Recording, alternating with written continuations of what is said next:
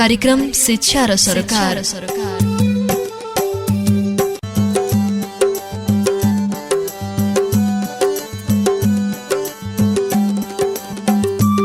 नमस्कार, साप्ताहिक रेडियो शैक्षिक कार्यक्रम शिक्षा र सरोकारमा यहाँलाई हार्दिक स्वागत छ।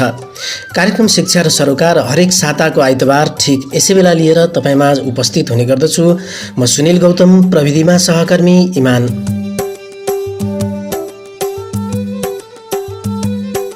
कार्यक्रम शिक्षा र सरोकार शिक्षासँग सरोकार राख्ने कुनै पनि विषयवस्तुमाथि केन्द्रित रहँदै चर्चा परिचर्चा गरिने कार्यक्रम हो। यसै क्रममा कार्यक्रम शिक्षा र सरोकारको आजको श्रृङ्खलामा पनि हामी शिक्षासँग यो साता भए गरेका ताजा समाचार र ती विषयवस्तुका साथमा उपस्थित भइसकेका छौँ। आउनुहोस् कार्यक्रम सुरुवात गरौँ। यसै परीक्षा नहुने आन्तरिक मूल्याङ्कनबाटै नतिजा निकाल्न सरकारको सिफारिस सम्बन्धी एउटा प्रसङ्गबाट।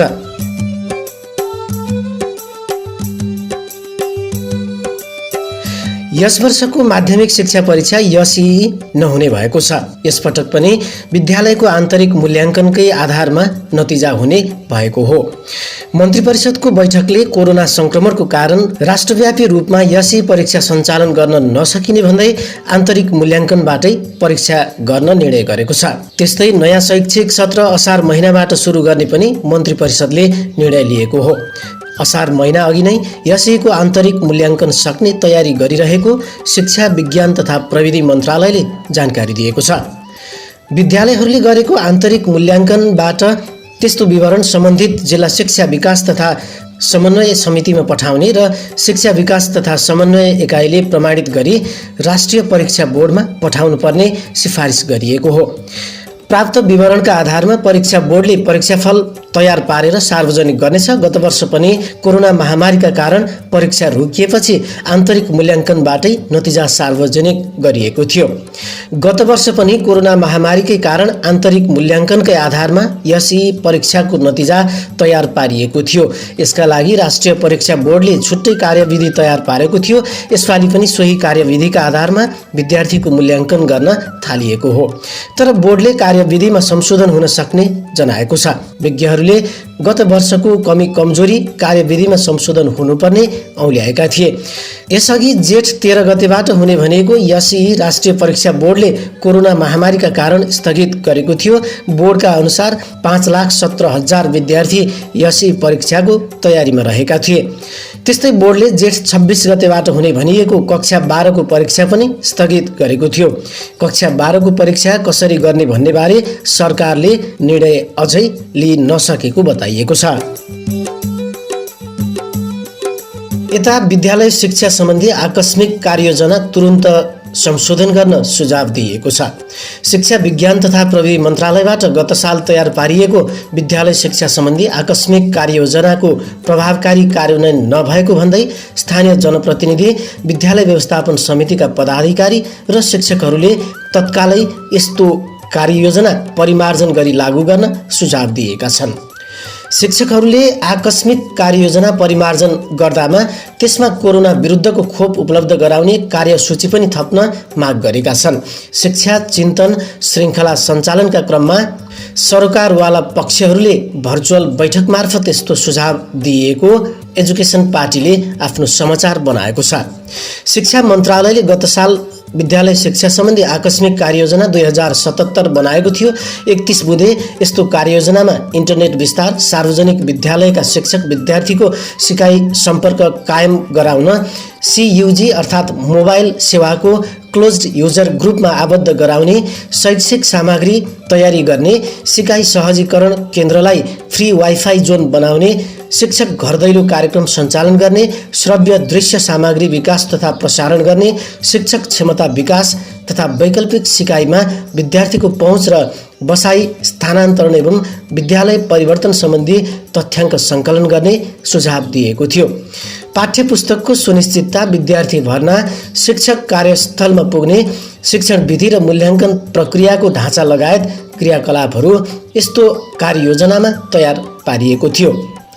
यी कामहरू सङ्घमा शिक्षा, स्वास्थ्य, अर्थ र सञ्चार मन्त्रालय, शिक्षा तथा मानव स्रोत विकास केन्द्र, स्थानीय तह र विद्यालयले गर्ने गरी कार्ययोजनामा तोकिएका थिए। यता कोरोना महामारीको दोस्रो श्रृङ्खला चले लगत्तै प्रभावित बनेको शिक्षा क्षेत्र र शिक्षा क्षेत्रको नयाँ शैक्षिक सत्रबारे अन्योलता बढिरहेकै बेला असारदेखि नै शैक्षिक सत्र थाल्ने गृह कार्य भइरहेको जनाइएको छ। कोरोना महामारीका बीच स्थानीय तहहरू जेठभित्रै चालु शैक्षिक सत्र सकेर असारबाट नयाँ शैक्षिक सत्र थाल्न अग्रसर देखिएका छन्। निषेधाज्ञाका कारण देशका शिक्षण संस्था ठप्प भए पनि पालिकाहरूबाट आन्तरिक मूल्याङ्कनबाटै नतिजा प्रकाशन गरेर शैक्षिक सत्र 2078 को पठन पाठन थाल्ने तयारीमा जुटेका हुन्। त्यसका लागि यसअघि सञ्चालित परीक्षा, निरन्तर मूल्याङ्कन र वैकल्पिक विधिबाट लिएका परीक्षाका आधारमा नतिजा प्रकाशन गर्ने मापदण्ड तय गरिएको छ। कक्षा 8मा पालिका स्तरीय परीक्षा हुने व्यवस्था छ। अधिकांश स्थानीय तहले यिनै मापदण्ड अनुसार विद्यालयले पठाएको अङ्कनका आधारमा नतिजा प्रकाशन गर्ने निर्णय गरेका हुन्। कक्षा 8 को नतिजा तयार पारेर सम्बन्धित स्थानीय तहमा पठाउन सर्कुलर धेरै स्थानीय पालिकाहरूले गरिसकेका छन्। कतिपय स्थानीय तहले नतिजा प्रकाशनका लागि कार्य ढाँचा समेत जारी गरेका छन्। देशका मुख्य स्थान ललितपुर, काठमाडौँ र पोखरा महानगरपालिकाले असार पहिलो साताबाटै नयाँ शैक्षिक सत्र सुरु गर्ने निर्णय गरेका छन्। ललितपुर महानगरपालिकाका शिक्षा महाशाखा प्रमुख महेन्द्रबहादुर छेत्रीले यसअघि लिएका परीक्षा, आन्तरिक मूल्याङ्कन र अन्य वैकल्पिक उपायबाट विद्यार्थीको अन्तिम मूल्याङ्कन गर्न आग्रह गरिएको जानकारी दिनुभयो। कुनै पनि विद्यालयमा अन्तिम परीक्षा हुन सकेको छैन। असारबाट नयाँ शैक्षिक सत्र थाल्नुपर्नेछ। उहाँले भन्नुभयो, कक्षा 8 लगायत अन्य कक्षाको परीक्षा भौतिक उपस्थितिमा सञ्चालन गर्न असम्भव भएकोले वैकल्पिक विधिबाट नतिजा प्रकाशन गर्न विद्यालयहरूलाई निर्देशन दिएको महानगरले जनाएको छ। पोखरा महानगरपालिकाले त्रैमासिक, अर्धवार्षिक, आन्तरिक मूल्याङ्कनका आधारमा विद्यार्थीहरूको मूल्याङ्कन गरी वार्षिक परीक्षाको नतिजा प्रकाशन गर्न आग्रह गरेको शिक्षा महाशाखा प्रमुख हेमप्रसाद आचार्यले जानकारी दिनुभयो। महानगरपालिकाले शैक्षिक सत्र 2078 को विद्यार्थी भर्ना असार 1 गतेबाट थाल्न समेत निर्देशन दिनुभएको छ। कक्षा 8 को परीक्षा भने नगर स्तरीय परीक्षा सञ्चालन तथा समन्वय समितिको निर्णय अनुसार हुने आचार्यले जानकारी दिनुभयो। काठमाडौँ महानगरपालिकाले यसअघि नै आगामी असार पहिलो सातादेखि विद्यालय तहको नयाँ शैक्षिक सत्र सुरु गर्ने निर्णय गरेको थियो। कक्षा 8 को हकमा भने पहिलो र दोस्रो त्रैमासिक परीक्षाको 40% विद्यार्थीको निरन्तर मूल्याङ्कन तथा विद्यालयले राखेको अभिलेखका आधारमा 40% र विद्यालय तथा विद्यार्थीको अनुकूल वैकल्पिक विधिबाट 20% मूल्याङ्कन गरी शिक्षा शाखामा बुझाउन आग्रह गरिएको थियो। विद्यालयले जेठ 25 सम्म पठाएको अङ्कका आधारमा नतिजा प्रकाशन गरिने काठमाडौँ महानगरपालिकाले जनाएको छ। अन्य कक्षाको जेठ 20 गतेसम्म वैकल्पिक विधिबाट परीक्षा सम्पन्न गरी मसान्तसम्ममा नतिजा प्रकाशन गर्न भनिएको शिक्षा विभाग प्रमुख रामप्रसाद सुवेदीले जनाउनुभयो। विद्यालयको अनुकूलता अनुसार अनलाइन, अफलाइन, टेलिफोन लगायत यसअघि सञ्चालित परीक्षाका आधारमा नतिजा प्रकाशन गर्न सकिन्छ, शिक्षा विभाग प्रमुख रामप्रसाद सुवेदीले बताउनु भएको छ। यसैबीच हेटौडा उपमहानगरपालिकाले पनि कक्षा 8 को परीक्षाको नतिजा वैकल्पिक विधिबाट लिएका र निरन्तर मूल्याङ्कन लगायतका मापदण्डलाई आधार मान्दै यही 25 गतेसम्म त्यस्तो तथ्याङ्क शिक्षा महाशाखामा बुझाउन आग्रह गरेको छ। यो सँगै मकवानपुर जिल्लाका अन्य सबै स्थानीय पालिकाहरूले पनि सोही अनुसार कक्षा 8 को नतिजा सार्वजनिक गर्ने भएका छन्। यता भक्तपुरको चाँगुनारायण नगरपालिकाले कक्षा 1 देखि 9 सम्मको नतिजा जेठ 26 गतेसम्म प्रकाशित गर्न सर्कुलर गरेको छ। नगरपालिकाले नतिजा प्रकाशनका लागि मूल्याङ्कन कार्य ढाँचा नै जारी गरेको हो। विद्यालयहरूले वार्षिक मूल्याङ्कन कार्य ढाँचाका आधारमा नतिजा प्रकाशन गर्नुपर्ने शाखा अधिकृत रञ्जना सापकोटाले जानकारी दिनुभयो। अध्यावधिक, प्रयोगात्मक, अर्धवार्षिक, त्रैमासिक परीक्षा तथा आन्तरिक र अन्तिम मूल्याङ्कनका आधारमा नतिजा तयार पार्नुपर्ने कार्य ढाँचामा उल्लेख गरिएको छ। आन्तरिक मूल्याङ्कनमा दैनिक हाजिरी, कक्षा कार्य, गृह कार्य, व्यवहार परिवर्तन र अतिरिक्त क्रियाकलापलाई आधार बनाइएको छ। यता गोर्खा नगरपालिकाले 60% पूर्णाङ्क यसअघिको परीक्षाका आधारमा र 40 पूर्णाङ्क कार्यविधि बनाई विद्यार्थीको मूल्याङ्कन गर्न विद्यालयहरूलाई सूचित गरेको छ। विद्यालयले पठाएको अङ्क नगरपालिकाले प्रमाणित गरी नतिजा प्रकाशन गर्ने शिक्षा शाखा प्रमुख चन्द्रबहादुर खड्काले बताउनु भएको हो। इलाम नगरपालिकाले आन्तरिक मूल्याङ्कन, त्रैमासिक परीक्षा वा वैकल्पिक विधिबाट विद्यार्थीको मूल्याङ्कन गरी नतिजा प्रकाशन गर्न र असार पहिलो साताबाट पठन पाठन थाल्न आग्रह गरेको शिक्षा शाखाका प्रमुख प्रेम कुमार गौतमले जानकारी दिनुभयो। यता वीरगञ्ज नगरले पनि असारबाट नै नयाँ शैक्षिक सत्र थाल्न र भौतिक उपस्थितिमै अध्ययन अध्यापन गराउने भन्दै प्रेस विज्ञप्ति सार्वजनिक गरेको छ। यता कक्षा 8 को नतिजा प्रकाशन गर्न भने देशभरका नगरपालिकाहरूले विद्यालयहरूलाई केही ढाँचा प्रदान गरेका छन्। विद्यार्थीले यसअघिको परीक्षामा प्राप्त गरेको अङ्कलाई पूर्णाङ्कले भाग गरी अन्तिम परीक्षाको पूर्णाङ्कले गुणान गरी प्राप्ताङ्क निकालेर नगरपालिकामा पठाउनको लागि इलाम नगरपालिकाले सूचित गरेको हो। यता रूपन्देहीको तिलोत्तमा नगरपालिकाले त्रैमासिक परीक्षाको 40%, अर्धवार्षिक परीक्षाको 40% र आन्तरिक मूल्याङ्कनलाई 20% अङ्कभार छुट्याई नतिजा प्रकाशन गर्न आग्रह गरेको छ।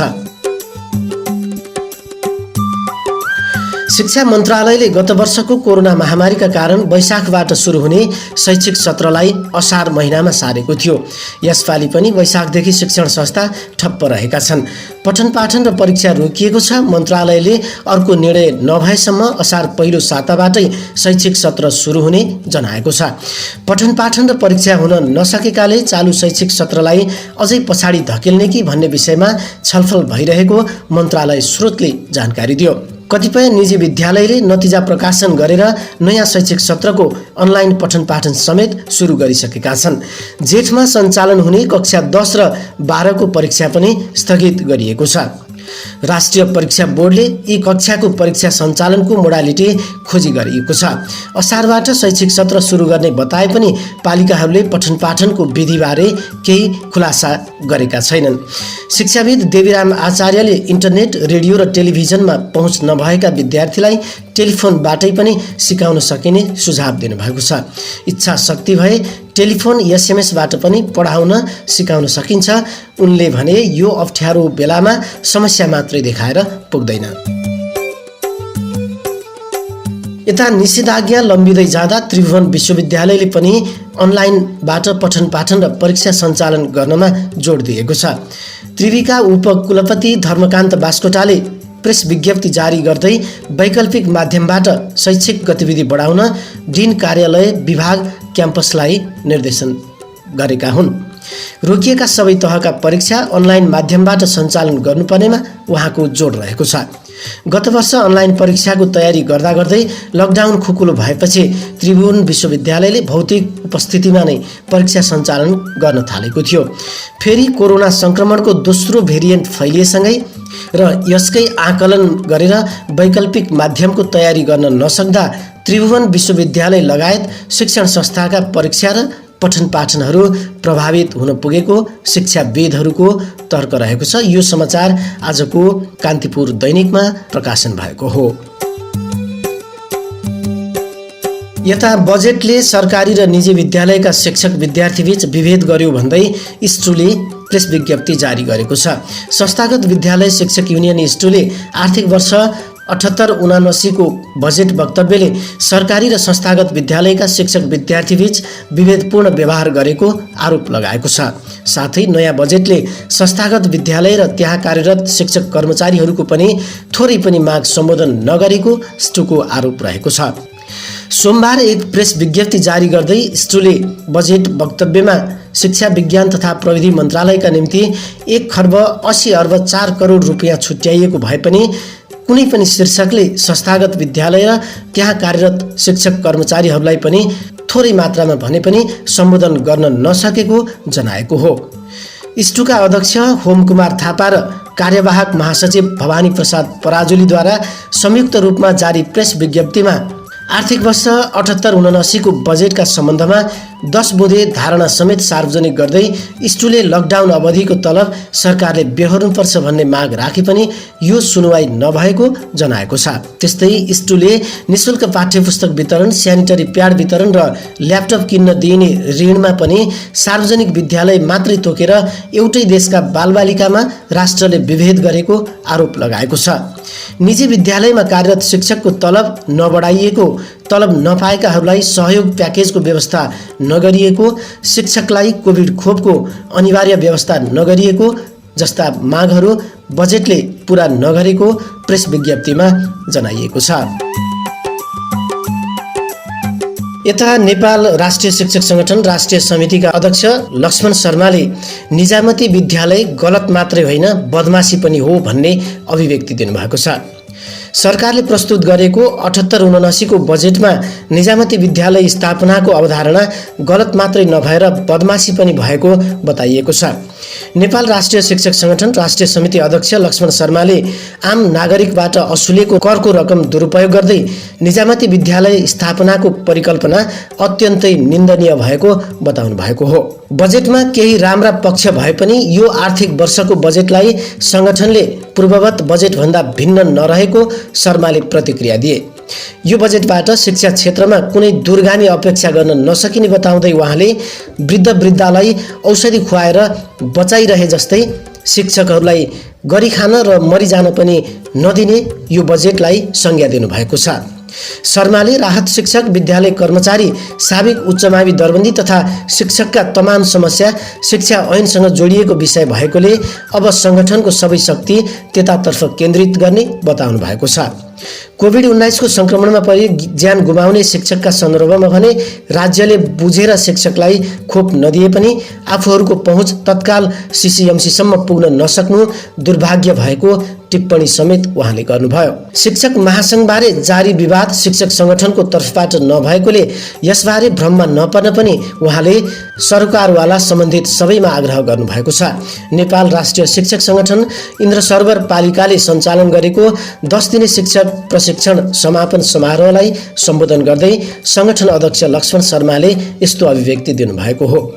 यता बजेट वक्तव्यप्रति संगठनको आधिकारिक धारणा भन्दै नेपाल राष्ट्रिय शिक्षक संगठन राष्ट्रिय समितिले एक विज्ञप्ति जारी गर्दै बजेटको सकारात्मक र नकारात्मक पक्षलाई औल्याएको छ।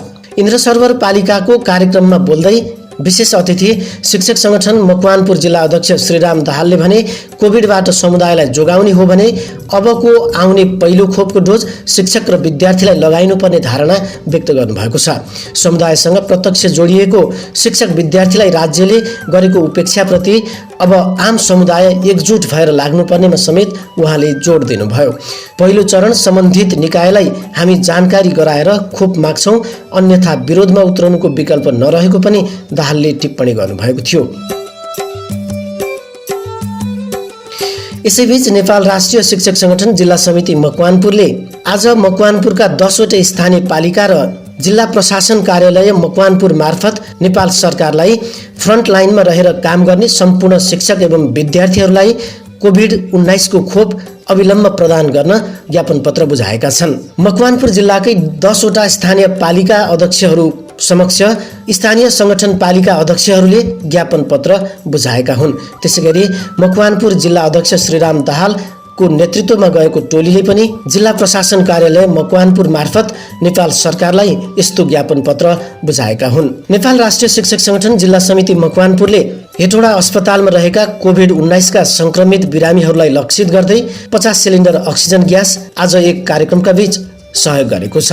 यसैगरी शिक्षक संगठन मकवानपुरले कोरोना भाइरस कोभिड-19 को संक्रमणबाट कसरी बच्ने भन्दै मनोसामाजिक परामर्शको लागि वीर अस्पतालका कोभिड फोकल पर्सन वरिष्ठ डाक्टरलाई बोलाउँदै भर्चुअल जुम मार्फत देशभरका करिब 200 शिक्षकहरूलाई मनोपरामर्श प्रशिक्षण समेत आजै प्रदान गरेको छ।